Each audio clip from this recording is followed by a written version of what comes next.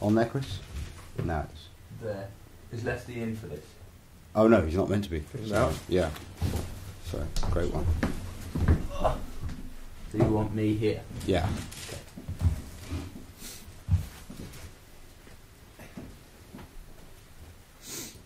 You gonna inch?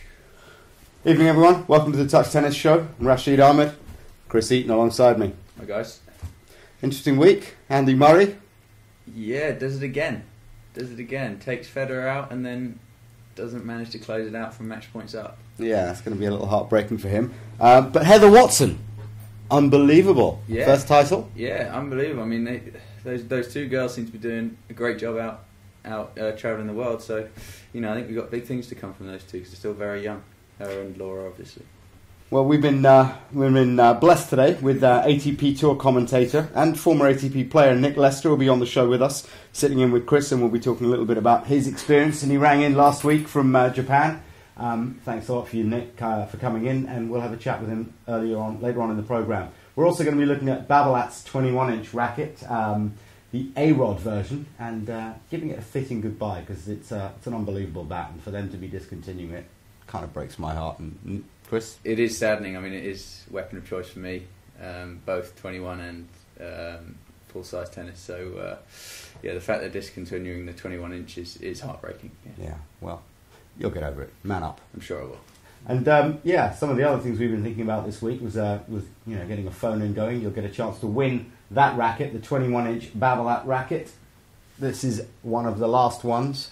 And as they're not making it anymore, they're going to be fewer and far between. So if you want a chance to win one of these, after 9:15, you can ring in on 07866 445 999. I'll do that again. It's 07866 445 999. Now, lines open at 9:20. You may still be charged if you ring after that and I pick up the phone and have to abuse you because I'm trying to sleep. So don't. Chris, back to you again. You had some thoughts on how British tennis is doing so well at the moment, and we've got Laura Robson reaching her first tour final. Now Heather Watson. What's this about?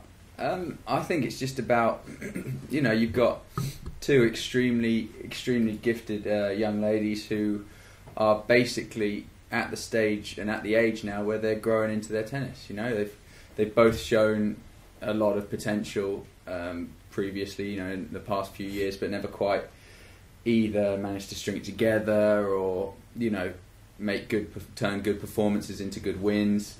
But, you know, like I said, it comes with age, it comes with maturity, that sort of stuff. And, you know, now those girls are at the age where they're starting to mature and they're starting to understand the game a bit more, you know, become better mentally. Hang on a second. How old are you? I'm 24. Why haven't you won a touch tennis major yet? Because I've only played 2. That's really not an excuse. You're older than them. It's a sponge ball. Okay. And you're playing against bunnies. Have they won majors? The guy that beat you did.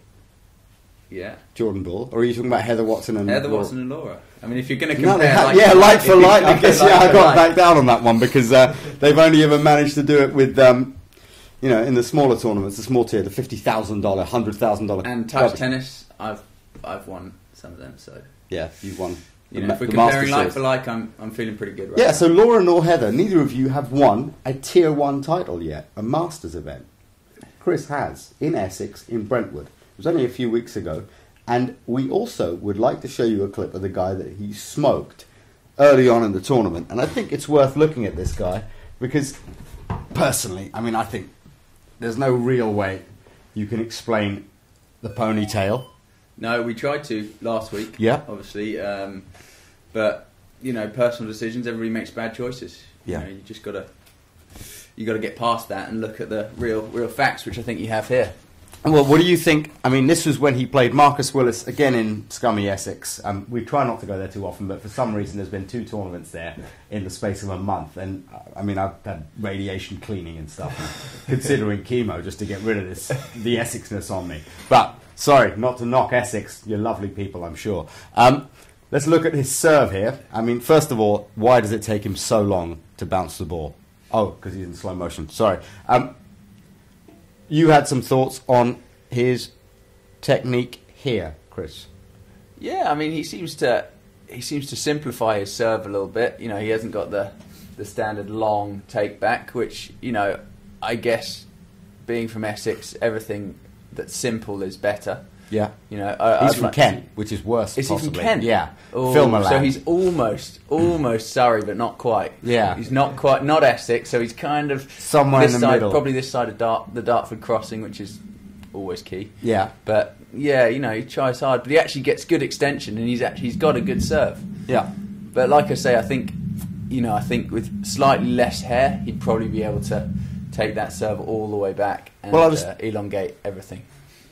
A lot of things need elongating, because his girlfriend sent me a message earlier on today saying something about length and, you know, elongation. Question I've got here is he's got the right sort of technique with his right leg up behind him, but his body doesn't seem to collapse down enough to give him the seesaw effect to really be going forward. Do you need to straighten that leg out? What do you think here? Well, actually, I guess you know, having played Elliot, it's in touch tennis.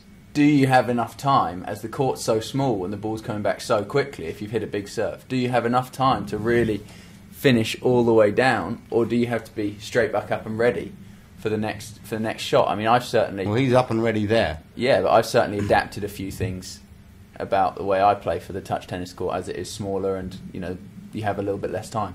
Well, talking of the smaller court, making adaptations and adjustments, we're just going to freeze that there and we're going to turn him off because he's boring me now. He's got tendinitis, he tells me, in his knees. I'm going to take advantage of that next time I play you, mate.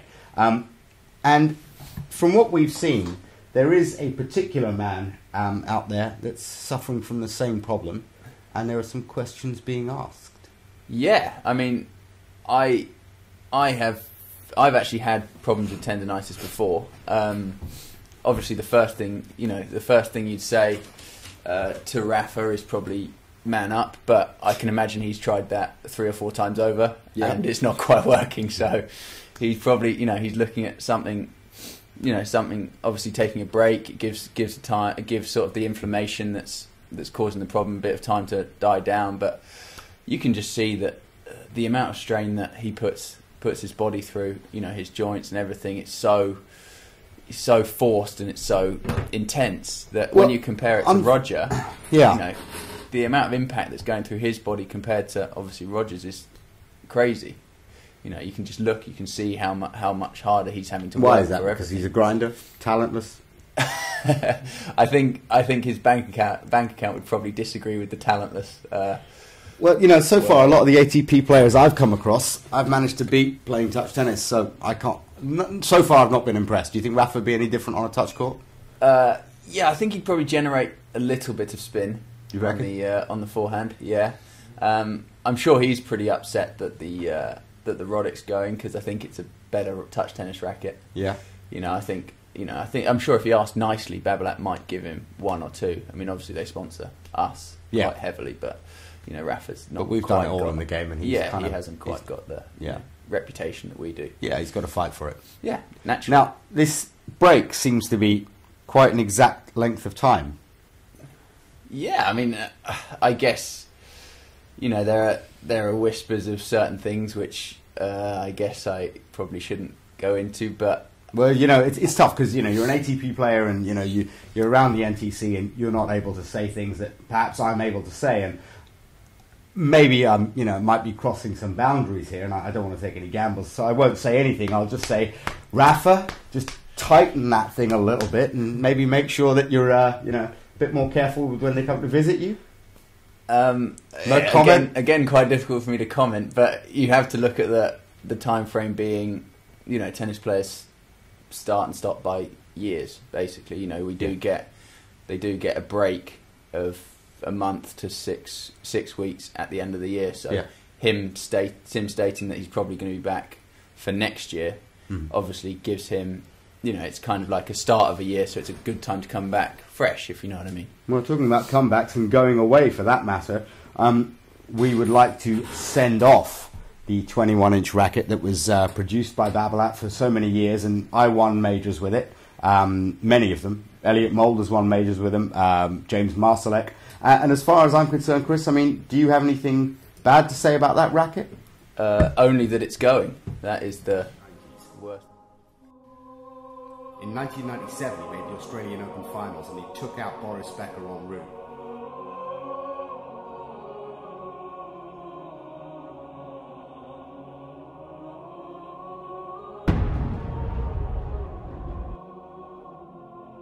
Despite Becker having won the year before, a new breed was breaking onto the scene. Andy Roddick needed a GPS tracking system just to clock some of his Exocet missile-style serves. They'd come down at 150 miles per hour.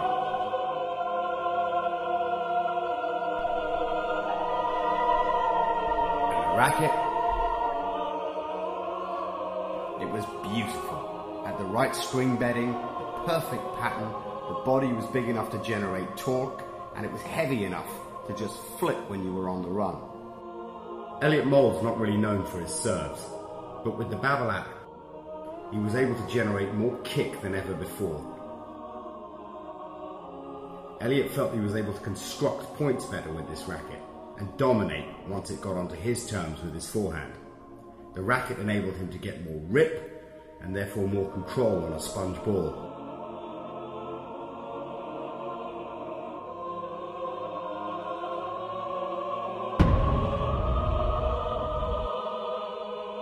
The Roddick 21 is yesterday's stick. Rafa Nadal is the man now for Babolat.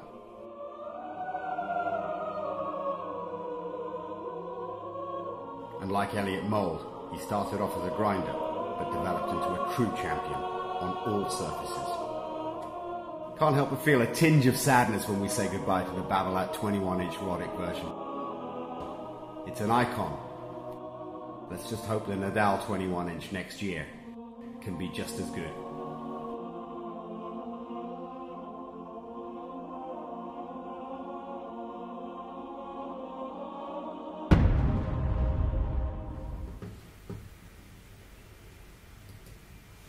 Welcome back. Hope you enjoyed that piece. Alongside me, Nick Lester, former ATP player and now commentator for ATP Television, and he's on Sky a lot as well. How you been? Good to be here. Yeah, very well, thank you, very well. And travelling a lot, and yeah, it's been good to see the world and see some top tennis as well. Yeah, we had your phone in a couple of weeks ago. Well, last week. Yeah, I was in Tokyo last week. Had a busy time. I was in America before that, but Tokyo was great. Saw Kei Nishikori win last week, the first ever Japanese player to win in front of his home fans. 40 years, so that was quite some story. Didn't go to Shanghai, obviously in my work as a freelancer, it depends where they want me, but saw a bit of that today as well. So, you know, it's a funny time of year because so many of their players are a little bit fatigued coming this time of year, but on the flip side of that, you've got the O2, you know, chances to reach the World Tour finals, that sort of thing. So, talking of the O2 World Tour finals and the doubles, an interesting situation's come out here, hasn't it? Yeah, I mean, for the Brits, obviously there's you know, you've got the scenario this year with Johnny Murray having won a major, but having done nothing else the whole year, that he is almost certain to qualify, because if you win a major championship in doubles, you have to finish within 9 to 20 on the year to be certain of making the season-ending championships, which Johnny Murray will do. Now, obviously, what that does is that pushes players a little bit lower. So Fleming and Hutchins, who are currently 11th, might be a little bit closer. Ironically, they might be notched out by someone like Johnny Murray, who hadn't done a lot all year, with all due respect, but won Wimbledon. So yeah, for those guys, they'll be a little frustrated. But the way I see it, and I was thinking about, you know, Isam Qureshi and his partner, what's his name, Roger or something? Yeah. Tough. I mean, with all due respect, yeah. you had a chance. Absolutely. This guy has won Wimbledon. He deserves it. Totally. So there's no luck involved. I mean, if I had a chance looking back at my career, I mean, I try and avoid some of the smaller tournaments, and I only play the majors now and the Masters. Chris, I mean... Yeah, I mean, certainly the touch tennis, you know, I don't really get out of bed for more than at least 1,000 points, you know. So, you know, I do understand. I do think the point system in the ATP does reward big results in big tournaments, and I think, you know, you want at your year end, you want the big names who have done really well in the big tournaments. So the Johnny Marys who have got all the publicity, rather than the, you know, let's say for example the Qureshi and Rahea, who had really good season, very steady, but nothing huge of note. Yeah. And I think it's better for the O2 finals, for the punters to, you know, to obviously see the names they recognise due to a great week. It's happened before as well. Last couple of years, Meltzer, Pechner, that happened to them. Horner, Cuevas and Horner on the French 3 years ago, and they got in and they had done nothing all year. So it's happened before in the doubles. So basically what you're saying is do nothing all year and just light it up at the slams and you'll be fine in Preferably life. Wimbledon as well if you're a Brit. Always helps. Always a little bonus. Longevity, that'll keep the bank balance moving a bit. We were talking earlier on about some of the Brits actually, and Andy Murray. We were saying you were there in Tokyo when he had the match points. Yeah. Tough. Yeah, I mean, Raonic played really well that day, to be fair. I think Murray, what can you say about today's final? I mean, these guys are taking the game to a different level. Physically, it's frightening. I think Mark Petchey said something interesting today. I think he said it's no longer enough. What did you say? Mark Petchey said something interesting? Wow, Petch, well done, mate. You'll never hear me say that, but carry on. No, but he said, it's no longer enough for these guys to keep the ball to a good length. And it's the way it is physically that, it's frightening how strong these guys are. And I have to say, for me, I genuinely think the more I see of Andy Murray, the more I see a world number one in the spring. I think for me, it's almost inevitable the way he's going about it. What about the French, though? The French Open? Yeah. I thought the French people. Oh, well, we don't discuss the French here, sorry. No, we wouldn't go down the way you were talking about Rafa earlier on, you could have been French for sheep. Yeah, well, What about the French? He's been a semi-finalist, and there's only one guy that's won it in the last 6 years, apart from Federer, so they're not exactly handing that one out, are they? Let's be honest. Yeah. I don't know. So what's the situation then with him getting to world number one? What does he need to do? It's good. In terms of, what does he need to do? Post Aussie Open, he's got virtually nothing coming off. Dubai, Indian Wells, Miami weren't great last year. I think he made final of Miami, but Indian Wells was poor. O2, of course, semi-final points. No, of course, less than that. He pulled out in the O2 last year. So yes, he was injured, wasn't he? He pulled out in the round robin. Yeah, there's not a lot. It's good. I mean, it's I think for that rival we saw today is going to be one for 2013. I think. With Djokovic, as good as he played today, I mean, forgive me for saying this, he looked beatable. I mean, Murray. Or did Murray look better? Or did Murray look better? Which one is it? Murray looked better, I guess. Yeah, well, there you go. And I think that's testament to what Murray's done this year. That, for me, says it all. But I do think what we've seen from Djokovic in the last month or so is that fire back. That burning fire that we saw at the Australian Open. That I'm not going to lose, a full stop. And I think we saw that today a little bit in him. Yeah. And you can say Murray had match points last week and this week and whatever. Fair enough, but I think credit to Djokovic as well. And I did think Murray looked a bit fatigued, and it wouldn't surprise me. He's due to play Basel in a couple of weeks. It wouldn't surprise me if he pulled out of that and actually just played Paris and London. Right. Because he'll get a big appearance fee for Basel, but it's possible he may just waive that and say have a week off. Don't you think he needs to save some of that, get some of that money? Well, it's been a pretty rough year, huh? Yeah, but actually it couldn't have been too good for him. 6 digits, so he's doing all right.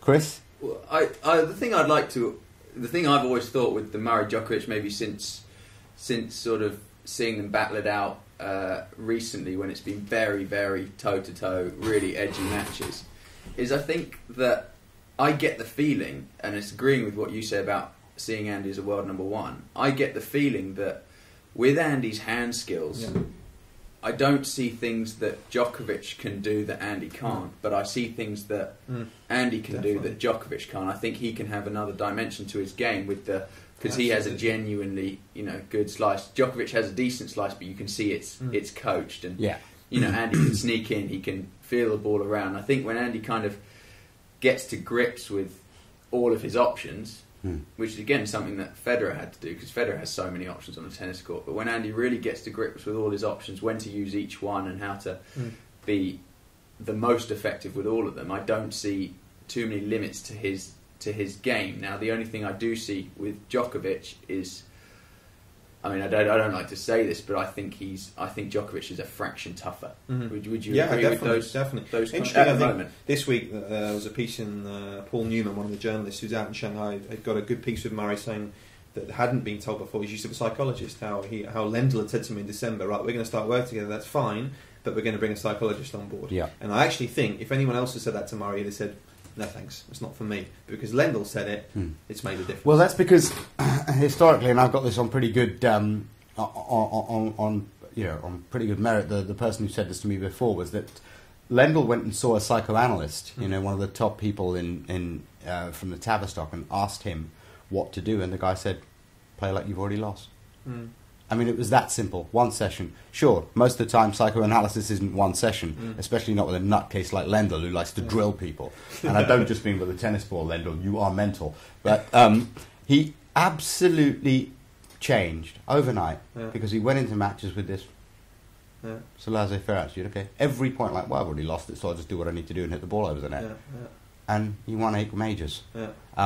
And so he's got the track record of having been to an analyst, used that, and that's pretty much what Murray needed. Someone just needed to tell him to play like he'd already lost, but he needed to listen. Of course, and that's the whole point, isn't it? I don't think, go back to Mark Petchey, I don't think what Mark Petchey told him was particularly different from what Ivan Lendl was telling him. Yeah. But it's Ivan Lendl.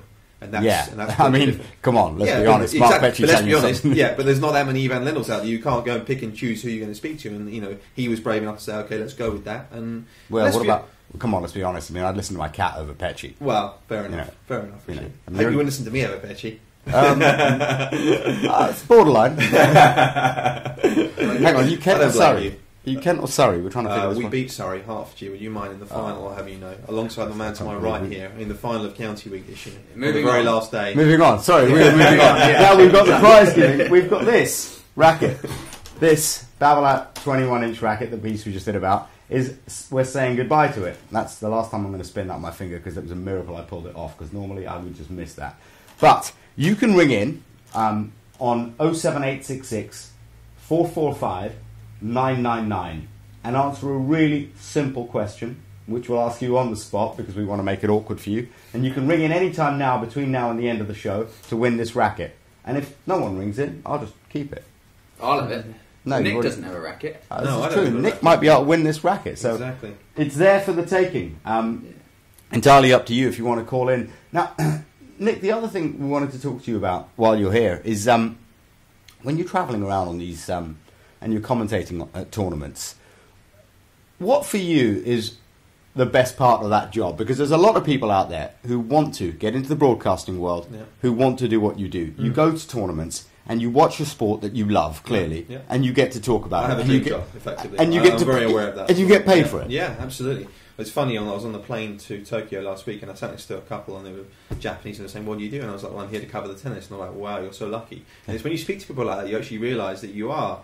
I love meeting people. I love being on tour. I love talking to people. I love talking to coaches. I love talking to staff at the ATP, players, getting insights. For me, that's what I love. I mean, having like Chris, Chris was obviously better than I was, but I used to play a little bit, and for me, what I find most fascinating is how players make it. What are their backgrounds? And that's what, for me, I don't think the ATP does a good enough job of, personally. I think they could do a better job of that. Of as fans, do we know David Ferrer? Do we know how he made it? Do we know what he was doing as a youngster? Well, we know kind of he's a worker. We know he put the hours in, but do we know enough about him? For me, I heard he was a smoker. Well, he probably is as well. But anyway, that's by the by. Yeah. whatever. Exactly. And he's a winner, that's for sure. Yeah, that's true. But I think that's, for me, that's what I enjoy. I love going into the backgrounds of players, seeing how they made it, and that sort of thing. And I'm very fortunate that I have a job where I can watch tennis. Why did you choose this path, to go into commentary rather than, getting a day job or something?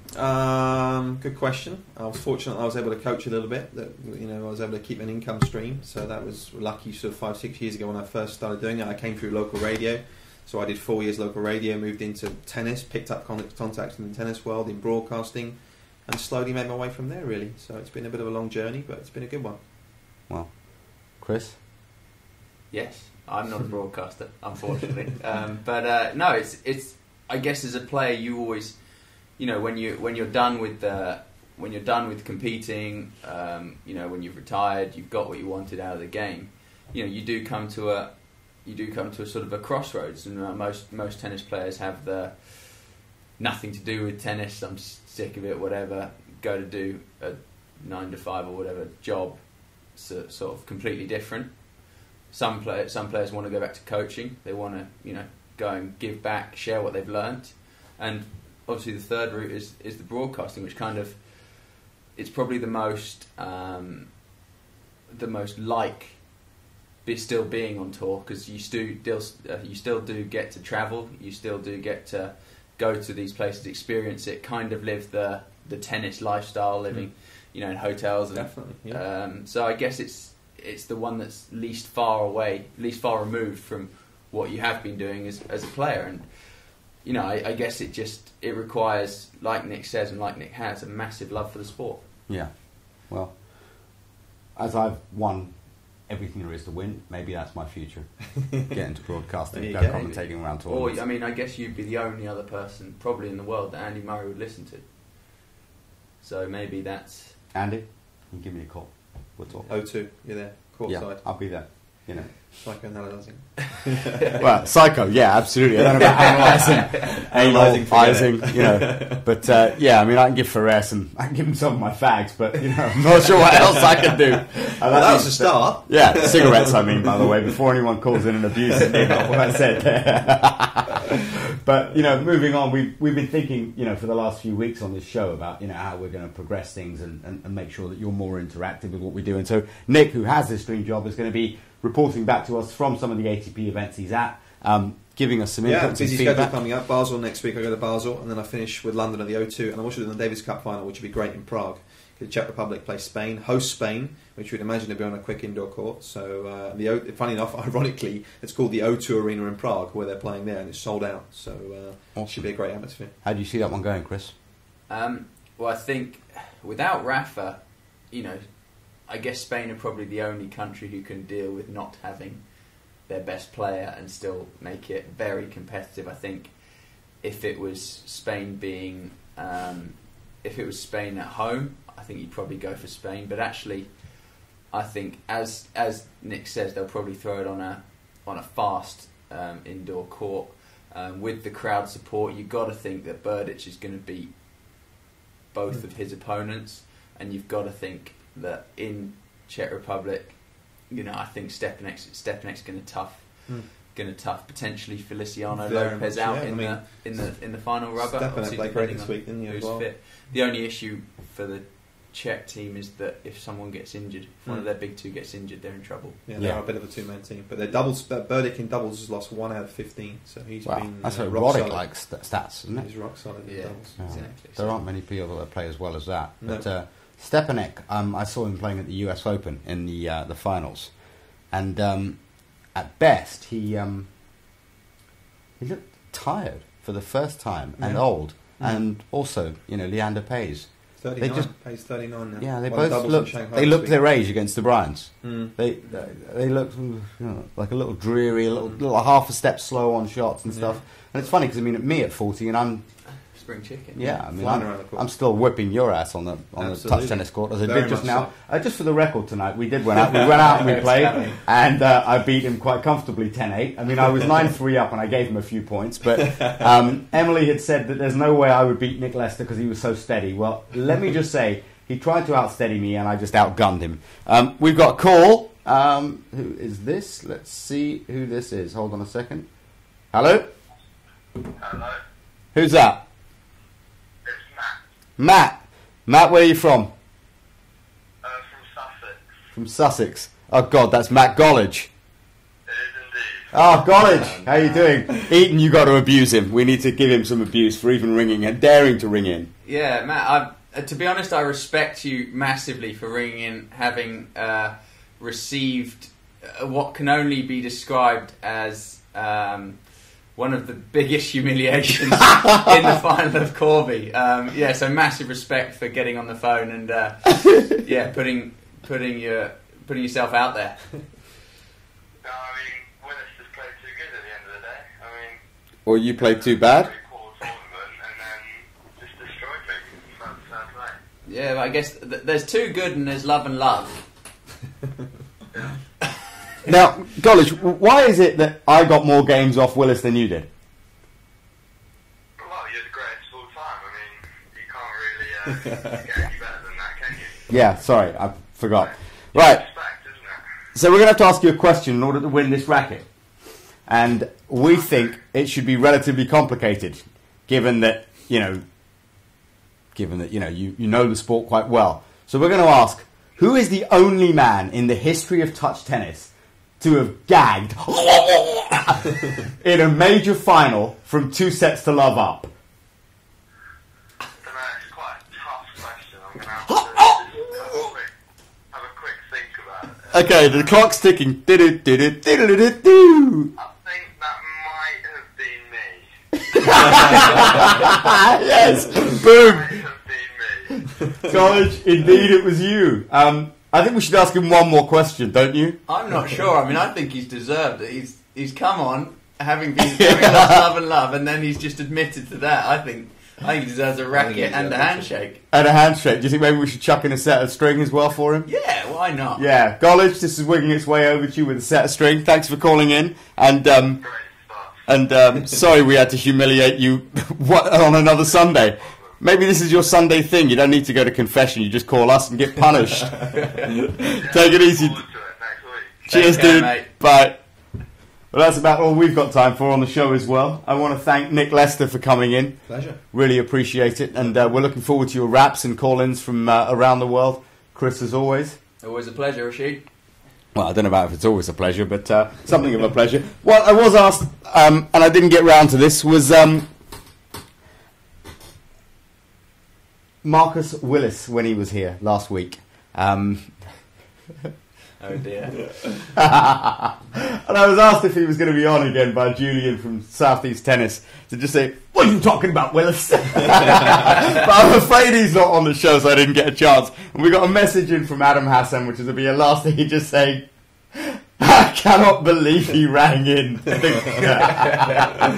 Well, we've got plenty of respect for you, Golich, and the fact that you rang in from your dad's number so I wouldn't recognise it is even more kudos. But have a lovely week, and we will see you hopefully next week, the same time, 9 o'clock. Thanks a lot. Okay.